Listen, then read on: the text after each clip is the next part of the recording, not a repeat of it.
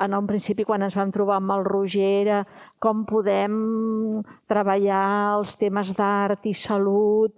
Ho vam reconduir i es va plantejar de fer un treball que, diguéssim, enfoqués aquest tema de la Covid des d'un punt de vista més humanístic. Immediatament ens vam posar a treballar, vam elaborar un guió que ens permetés treballar d'una manera molt transversal des de diferents punts de vista, tant des del punt de vista científic que ells poden aportar com des del punt de vista artístic, com d'altres professionals que potser es podrien anar incorporant en aquests grups de treball per aportar coneixement i que això confluiria amb un projecte expositiu que recauria en mans de la Jo i de la Nora.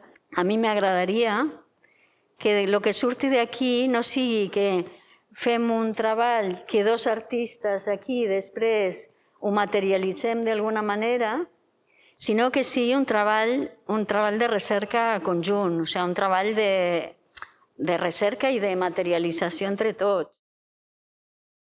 La meva idea dels contagis és com es podien contagiar una mica les metodologies de les arts i les ciències per buscar no tant crear noves imatges, perquè ja les imatges que molts dels microcel·lulars que es produeixen són brutalment impactants, sinó potser buscar imatges més estranyes o maneres més estranyades per tal de que es fomenti un diàleg.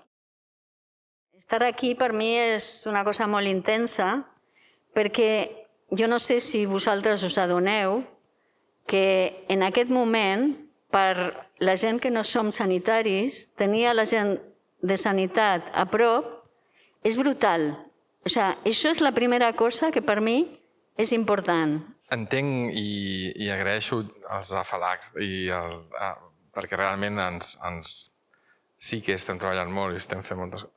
Però nosaltres som només una part del sistema. Nosaltres fem una feina molt específica que requereix síntesi, simplificació i focus en una àrea molt concreta que sí, és molt important, però que no és suficient, ni molt menys. No pot ser una societat que la manin els científics. Això no pot ser. Perquè entres a mi, arriba un punt en què et genera una por d'un totalitarisme, una por d'una manca de diàleg i dir, com que la ciència ho diu, això s'ha de fer així, que a mi em genera molta por i molta ràbia i molt sentiment d'injustícia. Però és que és normal perquè és una societat que ens han educat de triomfadors, on nosaltres controlem el destí, i no és cert. I aleshores el que ens ha portat, ens ha posat a part de l'aspecte purament científic o tècnic, ens ha posat un mirall, penso, aquesta epidèmia, i ens ha dit, no sou essencialment diferents que la gent de principi del segle XX. És important gestionar les incerteses no només amb el personal, també amb la gent, perquè un error que hem fet és donar falses esperances i no ser clar amb la gent. Que tot és possible, tot és fantàstic, tot anirà bé, tot anirà collonut. No anirà bé. No pot anar bé quan tens, 30 milions de morts a tot el món. No guanyarem, no ho podem parar. Això ens passarà per sobre. Aquesta pandèmia realment ens ha posat davant del mirall en molts aspectes. No només pel fet que no teníem mascaretes, que no teníem protecció, sinó que efectivament la ciència no ho pot tot. Aquesta reunió l'hem poguda fer presencial, però ja veurem què passarà amb les altres, què passarà amb la del gener, o quin calendari podrem fer. Veig que esteu en Campmanyer, les dues. Estem les dues a Campmanyer, però la veritat és que una mica de desànim, també, ja. Estem cansats. Mira, ara està entrant la Jo, no? Hola, què tal? Hola, Jo. Molt bé. I la Nora com està? I ara estic molt més calmada també tinc símptomes així més petits, però com si fos com es diu, una grip molt forta, no? Em fa molt mal el cos i tot això. Quina seria la característica d'aquesta pandèmia? A part de que és una pandèmia global, no? O sigui, que això està clar, no? Olfacte. Però, a part de lo de l'olfacte... És la primera pandèmia, penso, que s'intenta abordar des d'un punt de vista científic. Pensava, per una banda, la importància de la ciència, no? I també la importància de les cures, no? O sigui, la importància d'aquesta societat de les cures, que normalment és molt poc visible, no? Les cures en el sentit més ampli, no? I relacionat també amb les dones, amb tota aquesta qüestió. On són les dones en ciència, no? Que surt la Bea Mote, que és companya nostra d'aquí a l'hospital, que és una de les persones que en sap més de vacunes, que porta molts anys treballant amb vacunes, però sempre li pregunten a altres. I en general li pregunten a homes, d'edat, diguem-ne ja, d'allò. I una cosa que ha passat és la irrupció en general, de mascles alfa, no? Durant això més o menys ho vam parlar l'altra vegada. És veritat. I en realitat els mascles alfa són perillosos perquè diuen jo ja sé el que passa, no? I diuen és igual a ciència, jo t'explico el que hem de fer.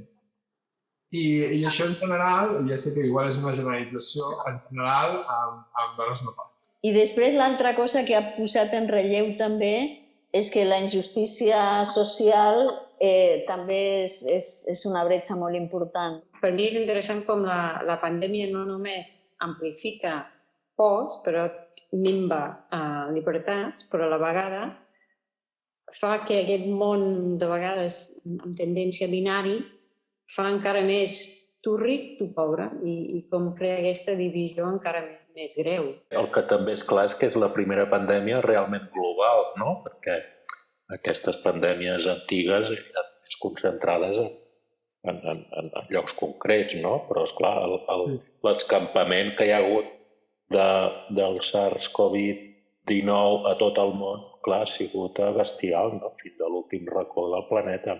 I també és possiblement la solitud, perquè al final és de les poques maneres que la gent se les han obligat a morir sols. En el sentit que, encara que en altres pandèmies n'hi havia gent que curava i no morien sols. La sida n'hi havia gent al costat. Sí, és era una mort acompanyada. Sí, és molt greu, he pensat això. Jo trobo que una de les coses més i com una part del dol augmenta per la gent que no han pogut acompanyar, perquè de sobte se l'aïsla i els metges mateixos han parlat d'aquesta situació d'intentar fer de pont, perquè si no realment jo diria que és una pandèmia que té moltes restriccions a la nostra, a mobilitat o diguem-ne la sensació de recluir la gent cap a casa, però a la vegada de recluir el malalt.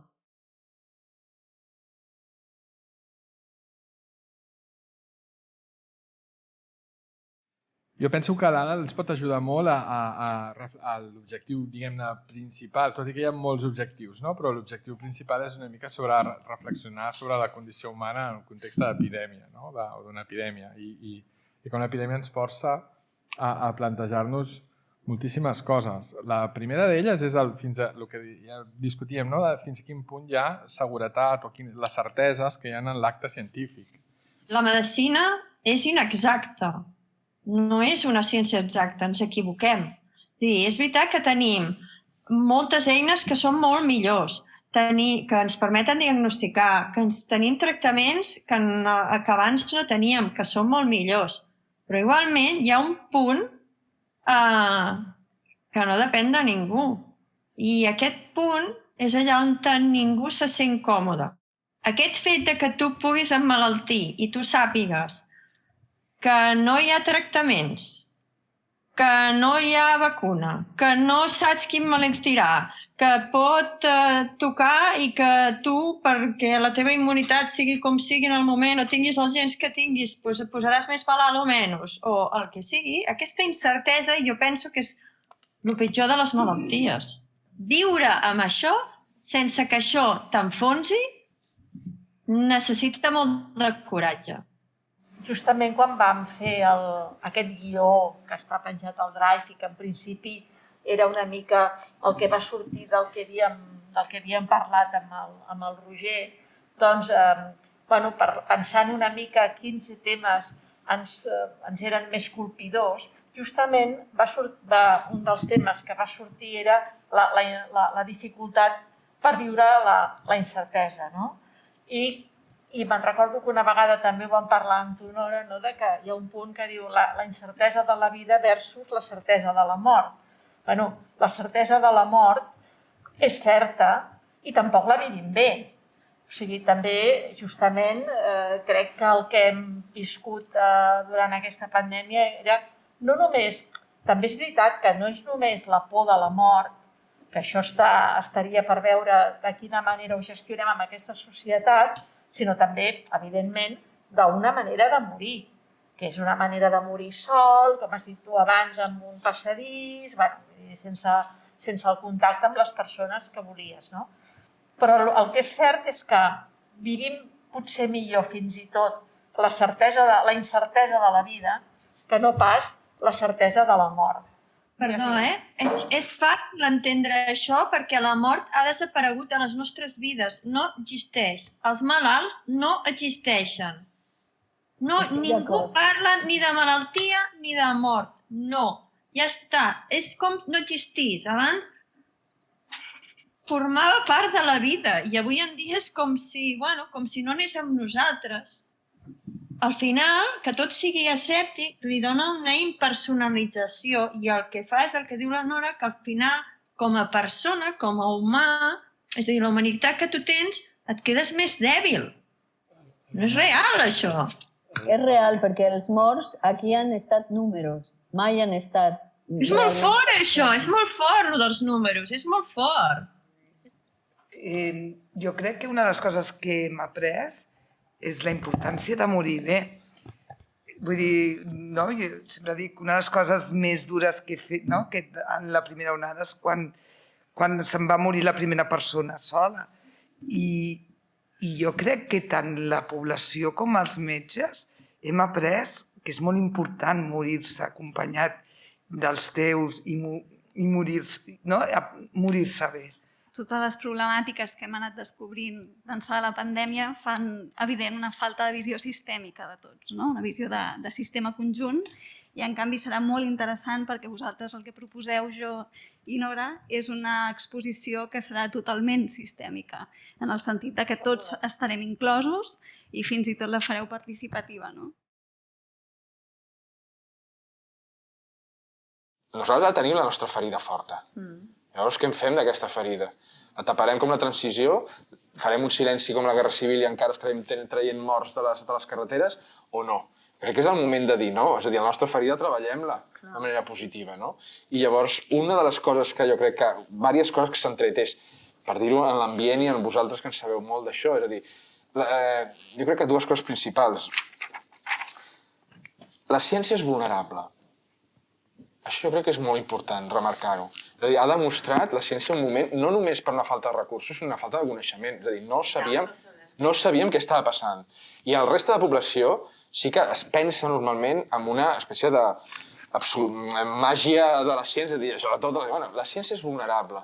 Jo crec que aquest és un punt important, és a dir, fem això, i així això trenca amb els mites de la societat tècnico-científica, és a dir, amb aquesta omnipotència suposada de les tecnologies i de la ciència. Crec que és important. Aquesta ferida l'hem de treballar, és a dir, hem de fer alguna cosa amb ella.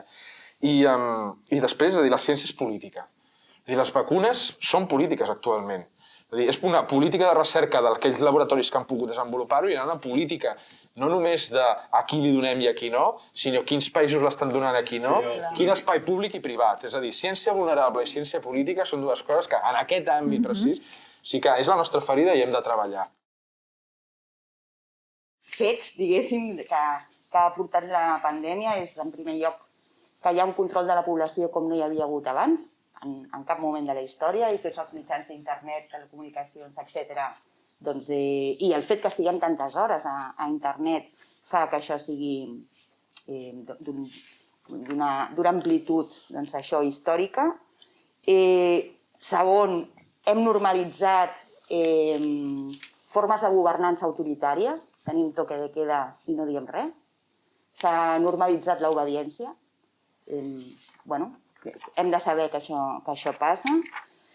Després hi ha hagut un augment bestial del capital de plataformes, també en referència, diguéssim que podem dir que entrem en un capitalisme o una fase del neoliberalisme que és nova, que és aquest capitalisme de plataformes tecnològic que implica una divisió del treball i una divisió social com no hi havia hagut mai, també, o amb una forma diferent, això que hem dit treballs essencials, com el vostre, però també com els riders, com gent que està sense contracte i està procurant tot allò que el capital tecnològic no pot procurar.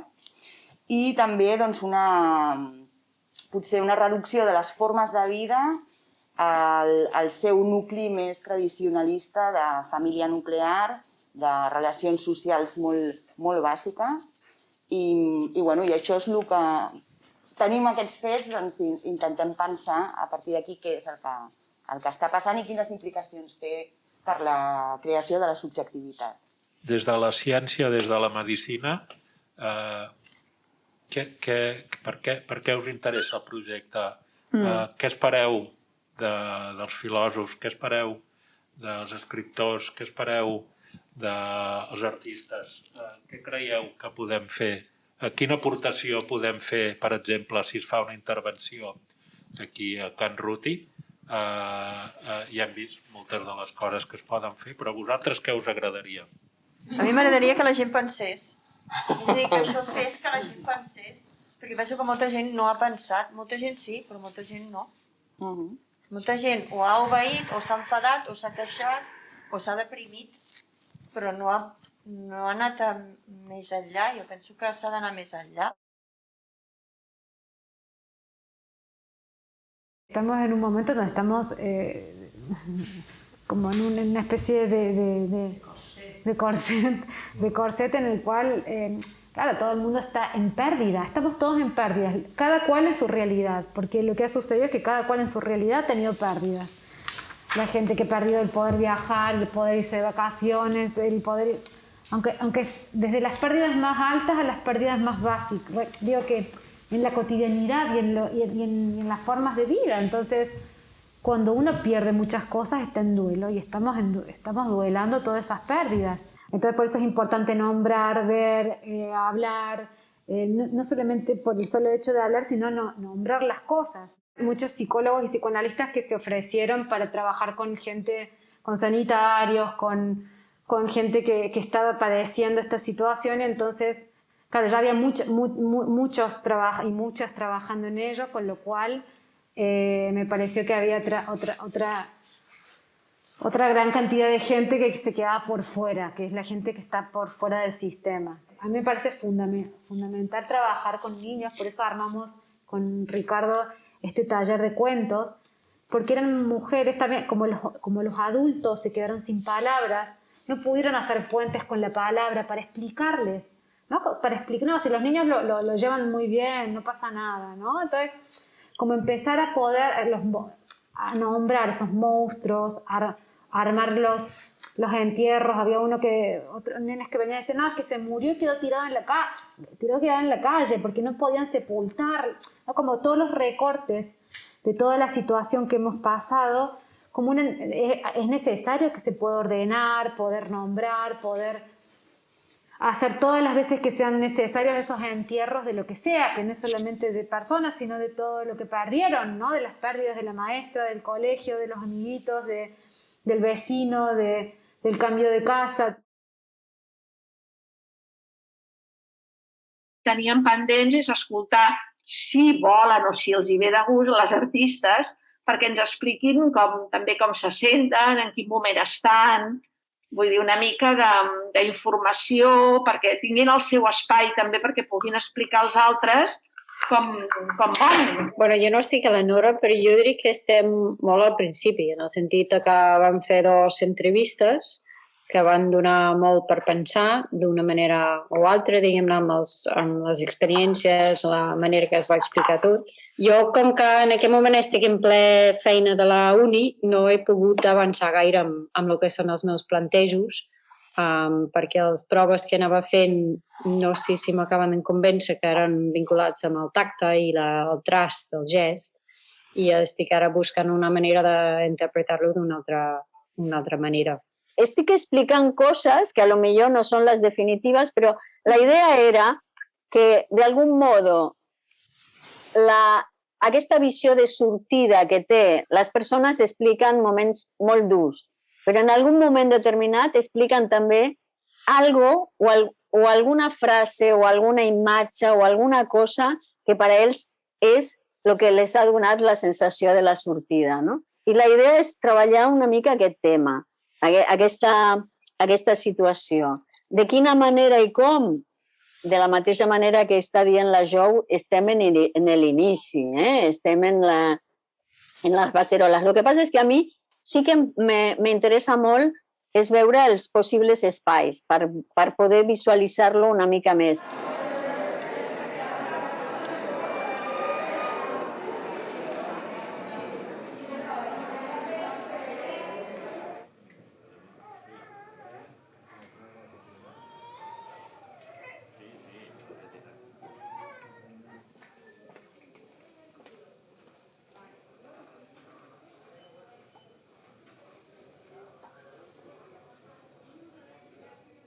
Jo volia potser intervenir en la sala d'entrada, que és tan horrorífic, aquell espai tan gris. El hall d'entrada. Sí, d'intentar fer una peça que podia fer aquella esquina en la part que és com ho veus des de baix i ho veus des de dalt. Una mica per intentar treure el grisó dominant d'aquell espai. I aquell que vau venir de visita, la vostra mirada, la de les artistes sobretot, perquè anàveu dient és molt fred, és molt fred, és molt gris, és molt... I clar, jo mai ho havia pensat així, m'he passat tota la vida als hospitals. Però clar, veure-ho amb la vostra mirada a mi em va sorprendre, això em va sorprendre molt. Ara cada vegada que passo per aquells passillos penso en això. Textos que nosaltres els havíem entès com metafòricament, no? Amb la pandèmia han esdevingut literals. El món està malalt, conjura la febrada que passa sobre la Terra. Hòstia. Això està escrit el 1890, no? I ho escriu Verdaguer i nosaltres ho agafem, perquè és una crítica al món, és una crítica a Europa, estem igual. Estem exacte, i han passat 130 anys.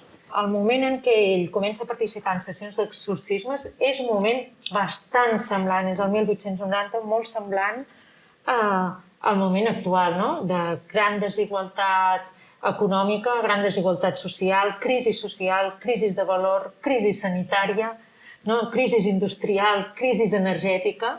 Per mi em sembla interessant és com aquestes veus que han sortit de dones estirades a terra han passat per tots aquests filtres, tots els paràsits que han anat fent, i a vosaltres no us fan aquesta tortura, però sentim finalment els missatges d'aquestes senyores, que al final penses estaven concebuts com histèrics o bojos, boges, i al final han parlat més veritats que no pas totes les altres veritats que han tingut que aguantar. El paràsit és el que fa que es vegin les veritats, perquè potser és això, amb el Covid ha passat igual. És a dir, sí que és una cosa nociva, però potser ha fet que es veiessin coses que abans no es veien. Nosaltres el que entenem és que era l'única manera, igual que en l'espiritisme, que tenien les dones, no sent elles, estan posseïdes d'expressar aquest malestar. Un segon. En el discurs aquest, és a dir, dona la sensació que el posseït és el culpable. Perquè s'ha deixat anar, no? S'ha deixat vèncer per la carn, s'ha deixat vèncer per no sé què, no? Tu tens part de culpabilitat, quan amb les malalties passa el mateix. També t'intenta fer culpable. Tu t'has exposat, tu has fet una conducta de... És l'estigma, no? L'estigmatitzat. Sí. Poder fer un projecte col·lectiu que a més creï i generi alguna cosa, sobretot en una situació on la tendència sempre és cap a la destrucció, cap al desordre, cap a que les coses vagin malament enrere, i trobar-nos i tots junts fer alguna cosa, cadascú portant la seva manera, jo crec que és una gran sort. I el fet de venir aquí i reflexionar i parlar-ho des d'un altre vessant, jo crec que m'ha ajudat molt i ha sigut molt, molt, molt enriquidor. Vam començar en aquest grup sense saber massa bé com aniria tot, que això crec que és molt important. En aquest moment m'interessen molt les coses que tenen a lo millor objectius llunyans però no tan específics, no? O sigui, i que anem fent tots a la vegada. O sigui, això m'agrada bastant. A vegades també això crea incerteses, no? Però justament la incertesa és el que dona més possibilitats. Per mi ha sigut una de les parts més rics del procés, aquesta manera de poder tenir accés, de compartir i aleshores entendre el que ha sigut el bo i el dolent d'aquest procés. Jo diré que és com un treball de moltes incerteses, perquè jo vinc de la pintura i vinc d'una manera de treballar diferent, però estic fent diferents processos que van vinculat potser amb la idea de plantejar objectes per tal de crear o fomentar converses. Es parla molt del diàleg i de la relació entre ciència i humanisme, entre l'art i la ciència, però poques vegades es dona aquest fet. Veure com vosaltres sereu capaces de treure'n alguna que a més és en format artístic, que jo penso que és de les poques coses que omplen més, perquè la resta hi ha moltes coses que són rutina, però la cultura és el que t'aporta aquest plus, que t'eleva una mica, que et dona un escapament.